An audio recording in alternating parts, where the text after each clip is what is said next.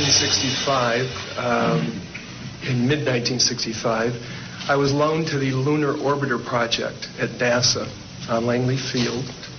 They had problems with a piece of electronic equipment that was bottlenecking their production of photographs.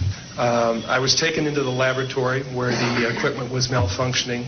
The Airman Second Class was in the darkroom at that time. I was also an Airman Second Class. About 30 minutes into the process, he said to me in a very distressed way, by the way, we've discovered a base on the backside of the moon. And then he proceeded to put photographs down in front of me, and clearly in these photographs were structures, spherical buildings, and towers.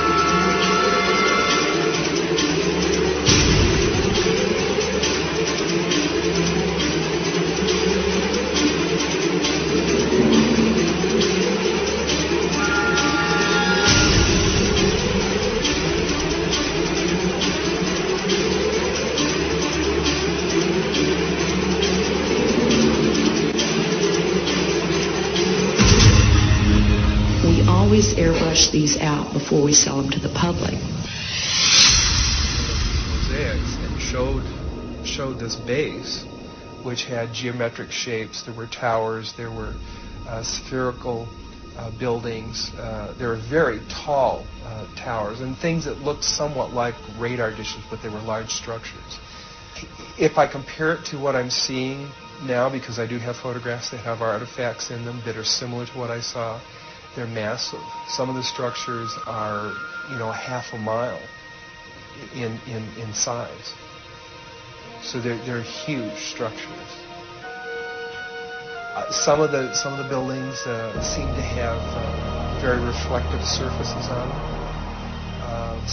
A couple of structures that I saw reminded me of cooling towers at power generating plants. They had that sort of a shape. Some of them were just very, very straight and tall with a flat top. The particular shot that I saw, there were several clustered together over a landscape, a fairly large landscape.